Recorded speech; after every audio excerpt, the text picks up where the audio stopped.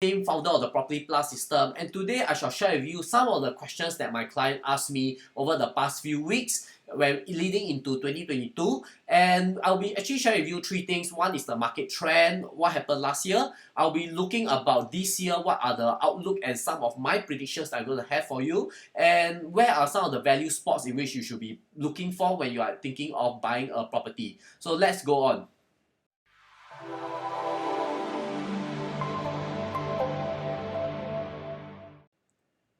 So first of all, let's do a recap of what happened in 2021 last year. Now, in 2021, what you will notice is that over the period of the past 8 years, since 2013, you will notice that the price, or rather the total volume was actually the highest at the 32,248 over the last 8 years. And the price and the total volume has actually increased since 2020 to 2021, has actually go 54% of increase in terms of volume, which means what I'm trying to explain is that when we are to look at the supply of the properties right now in Singapore, we are actually having a very limited supply. A lot of people, maybe because of work from home, they want to move out. That's why they are trying to look for your space of their own. Therefore, people are buying actually more properties, and therefore that is cause the price or the volume to increase. Now let's look at the price instead. Now when we look at the price for private property, you will notice that last year the total increase of pricing is a 10.6% increase, okay? And if you want to compare with HDB, it's roughly a 12% increase, which I'll be talking about that later. But more important is I would like to split into these three segments of where people are buying. So the green color line is actually the city outskirts, OCR region, outside of city center. The blue color line is actually the rest of central region or city fringe, and the orange color line is actually the core central region, or what we call CCR. So the CCR right now is actually increased only by 2.5% quarter on quarter, while the rest of central region increased by 7.3% quarter on quarter.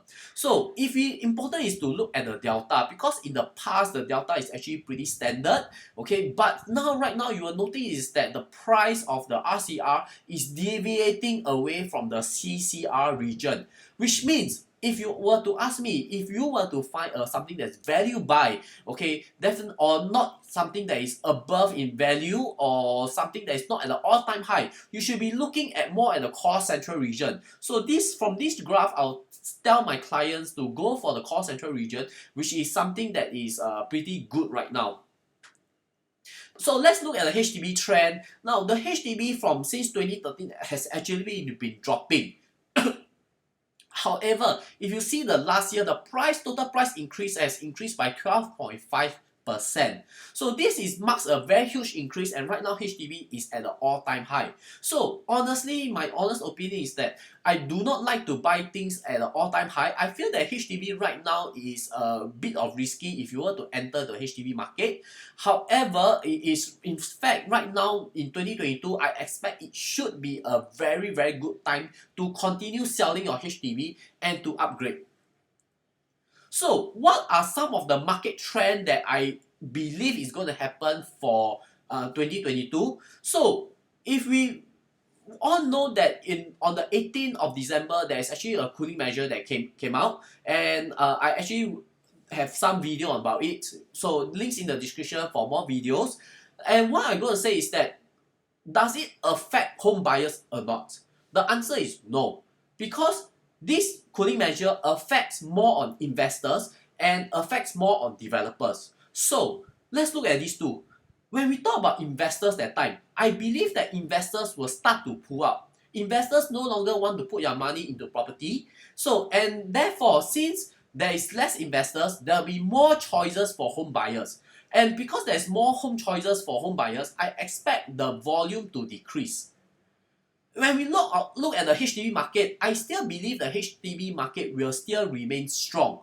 The reason why I say HDB market will remain strong is because there is still a time lapse between how the HDB is able to build up the new BTOs. Therefore, since the HDB is not able to finish your BTOs project on time, and the demand is still there, I still believe that the HDB market, people will still look into the resale market. Now, if we look at the private property, as just now as I said earlier, as because investors are pulling out, that's why I feel that there's going to be a lower volume transaction of private property. A lot of people prefer to have a wait and see approach, or they are not so keen into private property. Now, here are some of my outlook and prediction. So, as I was saying just now, that the cooling measure actually affects both the investors that I pull out and also developers, because developer right now is that for every project that they can't sell, for every unit that they can't sell and it missed the QC period, they have to pay a 30% ABSD, much more than a private home buyer. Therefore, they will want to reduce their risk. So the cooling measure will actually cause an increase of risk of developers, and they do not want to have such a risk. Therefore, they will actually decrease in the total number of en bloc sales. Okay, and therefore it will lead to a smaller collective sales. So what I mean is that for a developer, instead of bidding 1.5 billion for a land, or maybe even 500 million for a en bloc land, they may prefer to go for a smaller plot of land that maybe will be around 100 to 150 million instead. Okay, and therefore the second thing is that since there is a lesser launches for 2022, therefore the total number of volume transacted that I expect for private property will also decrease. Okay, price I still believe will remain, especially for the resale market. The reason is because of the TDSR. Now, the TDSR has ensured that majority of Singaporeans, as long as they are home buyers, they are able to hold on to their property even though there's a recession or if they lose their job. Okay, because they will still be able to use CPF to pay for the mortgage of the property. So since Singaporeans do not like to sell properties at a loss, they will prefer to remain their price until they can find a buyer that can be able to match. Okay, so they may even hold it for a few number of years for the next following years. Therefore, I don't expect prices to drop. Okay, because the ability of the home buyers. Now, however, if you look at CCR, Core Central Region, just now as I show you the data, that the price is actually pretty flat. Okay, the reason why this is so is because for Core Central Region, people prefer to buy Core Central Region mainly for investment. And if we look along the trend line, for investment properties, people likely are going to cash out. And because they want to cash out, they are going to sell your property, and maybe they prefer to sell your property cheaper. So therefore, I would like to tell all investors is that if you would like to invest in a property, you should be looking at the Core Central Region, especially for value buy. Okay, especially for investment properties. Now, what are some of the price prediction? Now, this is actually comes from me itself. Please do not hold on to my words, but I still believe that looking at the past data, looking at the past historical trend, I believe this is what is going to happen. So, private property, I believe will increase still from 0 to 3%, a very small marginal gain. HDB, I still believe it will still increase between 6 to 10%. Now, why is this so? Is because the cooling measure does not affect HDB at all. So, since the cooling measure does not really affect the HDB, I don't expect there's going to be any drop in the HDB market.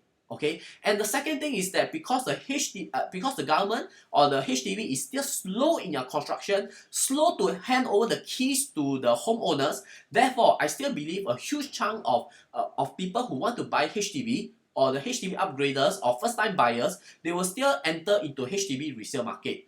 Therefore, selling HDB right this year is still a good idea.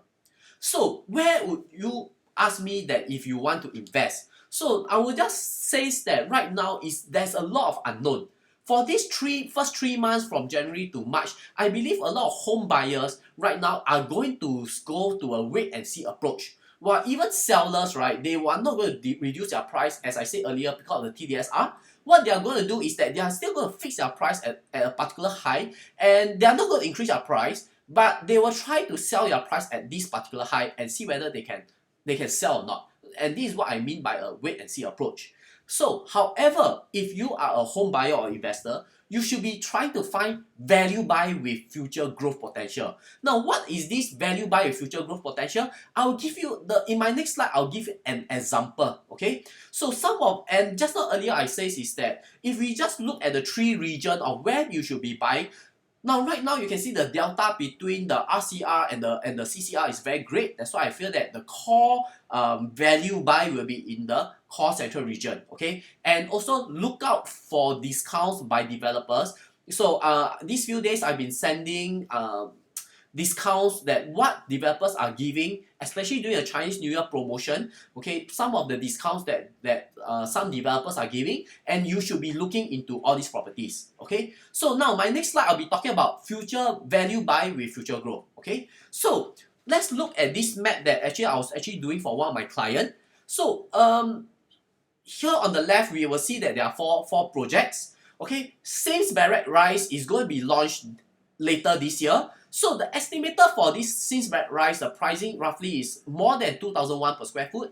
I'm estimating an average of 2200 per square foot. Okay, there is an existing project on the second one that is the price is between 1500 to 1800 per square foot. Okay, at the south there are two more projects. Okay, one along the South Buona Vista Road. One is Cambridge Hill Residences, which is actually an old project that the estimated selling price is around 2000 per square foot. And there's going to be an en bloc site that is nearby the Cambridge Residences. That is a Flint Park en bloc site. So looking at the price, the land price in which they bought was roughly around 1300 per square foot per plot ratio.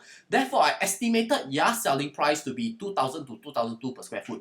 Now, looking at these four projects where they are roughly around the same location, I believe that if you were to look at all three of them are all above 2000, and if you can find something that is between 1005 to 1008, I think that is actually a good buy. So so this is one of the projects that I would highly recommend to some of my clients, and this is just an example. Not saying you must buy this project, but it is just an example that you should be looking out for. Okay, so that's it for my video. Thank you so long and bye. If you like this video, please feel free to subscribe for future videos, or to subscribe to my WhatsApp channel so that I will be sending you weekly articles. If you have anything to share, please type in the comment section. I would like to hear from you and I will definitely reply to you.